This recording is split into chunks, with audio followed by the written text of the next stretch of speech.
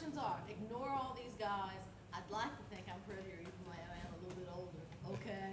So just talk directly to me, please, and you'll never hear the sound of my voice. So as much as possible, say anything in a complete sentence, okay? Because they'll never hear me ask the question. So if we say, how long were you there? You say 16 years. I was there 16 years, you know, that Yeah. type of thing. Right. Okay.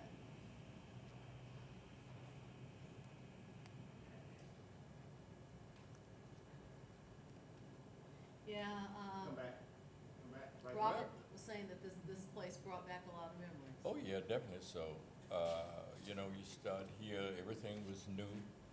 Oh, I- let's start there. Wait just a second. Tell me. We're rolling. Okay. First question I ask everybody is give me your first and last name and then spell it for me, please. My name is Emmett Smith, Emmett. Now, how old were you when you first became a firefighter? I was 29 years of age when I first joined the force of the firemen. Now, for some people, that's an entire lifetime. This was a new building. Why, at age 29, did you become a firefighter? What did you do before? I had a television shop. I was a TV repairman, and I had a shop in the Fair Street bottom. And during that time, the economy was on a downward spiral. And I noticed the job became available, and I was interested, and so I applied for it. Fortunately, I was hired. Now, are you from Atlanta? Did you go to school here? Did you graduate here? Tell me a little bit about your background. Yeah, well, I was born in Forsyth, Georgia. I started school here, elementary school on Gray Street Elementary School. And I attended school here, from high school. I graduated from Washington High, Booker T. Washington High School. And I didn't go beyond that. I went in service, and after service, I used my GI Bill rights, to go to school, and I went to Midway TV Institute of Georgia, and as a result, I became a technician, repairing radios, TVs, and whatever people brought in to be repaired. So how did you hear about the opening for a firefighter? And how did you go from a TV repairman to putting on that suit that's behind you? Well, I saw the job advertised for firemen, and I was interested. Well, my TV business was somewhat at a downward spiral then because the economy was not very good. Plus, I was in an area where the economy everything was not very upward.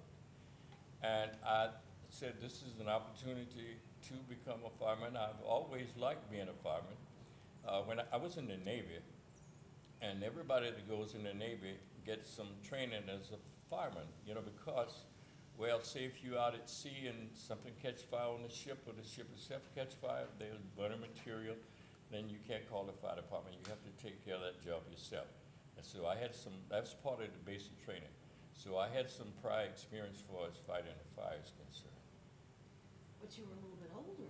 Yeah, I was a little bit older, but that was a time limit. There was an age limit rather, for as hiring, in the fire department.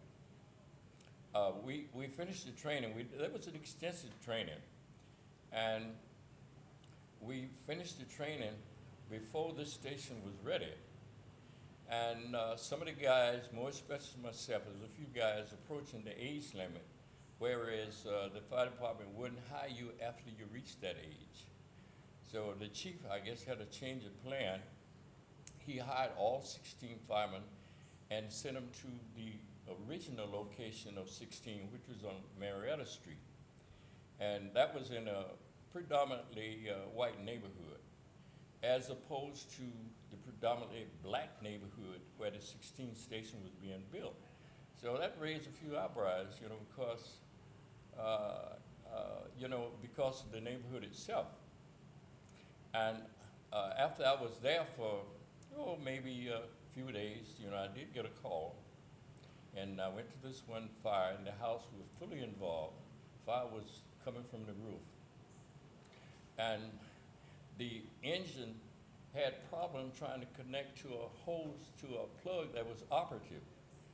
And the first plug he tried was dry, no water. So he had to lay additional hose to get to the next plug in order to provide water at the scene of the fire.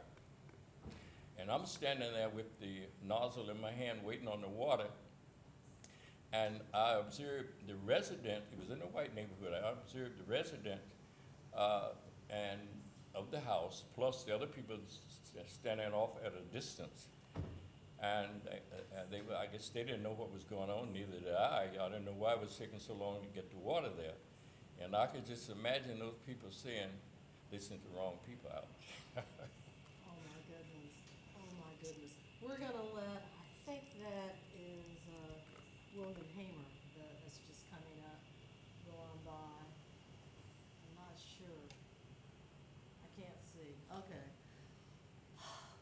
You had troubles. Yes. Why did you stay with it? Well, there were not a lot of jobs available at the time, and that, the job as a fireman was somewhat of a prestigious job. It was elevated over other jobs that were available, like constructions and whatever, So, in fact, I liked the idea of fighting fire anyhow. So, I remained on the job. It was not paying a lot of money, but there were not other jobs available also. And it seemed like, well, I was so enthused over becoming a fireman until I just, after I got here, then I guess I just developed a feel of wanting to be here. And there were difficult times, however, I remained on the job. Tell me about the strike before and after. Number one, tell me how many years you were a fireman. I was a fireman for 3 years. I think we went on strike a couple of times. Anyway, the second time we went, the mayor, I think Ivan Allen Jr. was the mayor at the time. He said, "You guys are fired, and so if you want to come back, you have to be rehired as recruits. You lost your seniority and whatever, and that type of thing." I was on the negotiating committee. Not that I was a negotiator. They had to have, a black fireman from the group to be represented, because we went to the mayor and we went to a lot of the city leaders trying to resolve their strike. And I was on that committee, and not that I was a negotiator, because we had lawyers and other people around that knew what was going on. I had to be there, and we met with the Archbishop.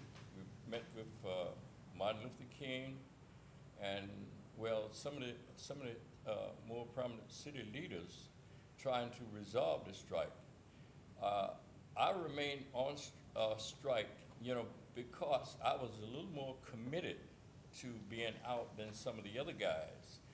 And after a particular time when they knew the strike was they were not going to win it, they called me and said that we're going to meet on the corner and we're going to come in the station as a group. And just like I said, I was somewhat committed, and I thought about it, and then I called some of the people that I was working with, on this committee, and naturally, they were pulling in that direction, so consequently I stayed out and I didn't come back with the other guys. So I ended up working elsewhere. Okay.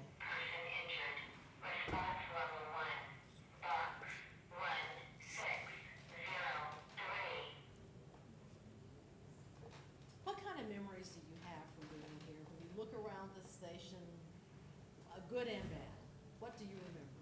And give me a complete sentence. Well, I remember there was a training where training was ongoing once we got to the station. And Training was ongoing when you did that?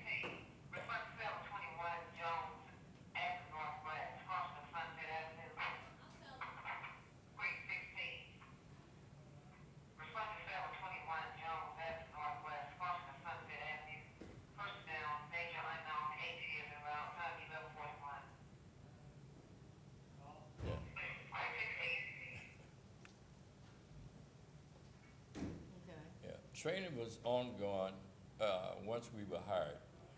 And I remember the hose room, you know, to the left, we would break the hose out and we go through different formations of They're just not gonna let you talk. You used to work in this one? Yeah. This specific one you worked in? yeah. That's So what that same speaker was here, wasn't it? That same exact speaker? No, I don't think we had that. Well, I don't know where the speaker was, but you could hear, you know. I don't know whether they had that or not, because usually when a call came in, the bell, we had that bell, you know, the bell on the wall, that would ring. If you could hear that all over the place, and you always kept your equipment on the apparatus, and you just jump on the apparatus, you know, because it's going to take off. The driver's going to get in there. He's not going to say, "Are you guys ready?" You know, he just cranks up. When he cranks up, when he can get, if he can go from his present location when the alarm sounds and get there and crank up and be ready to move on out. Sometimes they'd be moving out the door and the guy running, jumping on the back. Oh my God.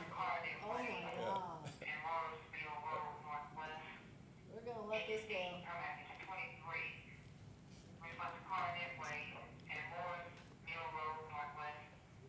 Very much different. Well, I was about to say, now, you know, when the guys go out on a call, they can feel very secure that everything's going to be intact when they get back. However, now, well, the neighborhood has changed, society has changed overall, and when those guys go out and they come back, well, anything could happen. You know, cars broken into, you know, merchandise or anything stolen from the building, whatever. You know, those consequences which you have to face now. Tell me about the memories around here. When you hear these calls and the sirens, does it give you a little bit of a rush? Yeah, well, it does. It gives me a little bit of a rush. You know, you never hear me. Yeah, it gives me a rush when I hear the siren, you know, because I grew accustomed to it, and it was part of just like it was communication. When I hear that, I knew what I was supposed to do, and well, you get that rush, and when you leave here, you don't know what to expect on the other end, because the call comes in, and well, the people up front know where it's located, know whether it's a fire or whatever the extent of the call is, and you are somewhat you know, in doubt as to what you're going to encounter once you get there. So it's the anticipation. Was there a lot of fear, both among the folks you had to work with and on the job, what you had to face? Well, the fear on the job was somewhat minimal because we got there and there was a job to be done as far as extinguishing the fire. However, when we first started, some of the white guys didn't want to fight fire with us, you know, for whatever reason. And I guess maybe they thought that we were not qualified or we couldn't do the job or whatever, or it was not be a safety issue would be involved. But over a period of time, then we were accepted as one of the elite group of firefighters. And Station 16 became involved in many activities throughout the city, you know, because they knew that 16 could get the job done. Was one of the reasons the fact that they just worked you guys to the living bone? Well, I noticed, well, usually when a fire is extinguished, there's a cleanup process that takes place. I noticed that Station 16 would remain on the scene long after the other guys had left. And, well, I could understand maybe the engine leaving, but the ladder crew also left from the other guys, and those guys this was on a black station, the other station was predominantly white. And those guys left early, and we were there doing the bulk of the work. Now, I don't know whether that was a training process or whether it was just something that they wanted us to do, but it was never explained. Also, I remember we had a fire in Vine City area, and the temperature was below freezing. And while the fire was burning, everything was just, you know, you were warm, but when the fire went out, the temperature, I think, was maybe around 27, 26, 27 degrees. And after the fire, we normally rolled the hose up, but at that time we couldn't because when we turned the water off, the water in the hose froze, and we had to fold it and put it on the truck. Also, there's a cleanup process after the fire. We have to try to make it as livable as possible, and we take out all of the burned debris, the sofas and whatever, you know. And again, those guys left much sooner than we. And it was quite obvious, but I don't think anybody, you know, complained about it, but it was quite noticeable. And we had to stay there in the cold, and while those guys are back at the station trying to get warm, and we there still trying to roll the hose up. We couldn't roll it, we had to fold them. And also cleaning, because we have to get all of the water out that we possibly could get, because we have to make it as livable as possible for the resident. Even if they're not gonna live there, we still clean it up sufficiently, you know, because we pour a lot of water and there are a lot of burned debris there, so we have to clean up, take it outside, put it on the street where it can be picked up. What do you miss about firefighting? Well, it's like I mentioned earlier, there was somewhat of a rush that you got when you went to these fires, you know, because when I first came on, it was very exciting. You know, I wanted to go to fire. I didn't want anybody's house to catch fire, anything to burn up, but I knew it was going to happen. So I was just anticipating this first fire, and well, I think each time that you go out, it's always something new. And you get that little rush, whereas, you know, what's going to happen this time, or whatever, always some type of excitement. Do you miss that excitement? Oh, Or definitely. I miss excitement. I miss excitement, you know, because, well, it was just part of life. It was a form of, well, being aroused, entertainment, or whatever you may deem it as being. Because, well, there are a lot of people, a lot of times when we go out, more especially when we first started, there were people from the neighborhood, oh, the firemen, you know, they were so proud of the black firemen, you know, they just came out and, you know, applaud and said, you know, a lot of good things about us. how did that make you feel? Oh, and those things really make me feel good, you know. And I miss part of that, you know. But, well, it pretty much hadn't ceased, you know, because periodically, you know, I be with a group where we get together and we talk about old times, or maybe we get together as a session where they want us to talk about the past, and you know, so I'm still connected. What would how old are you today? I'm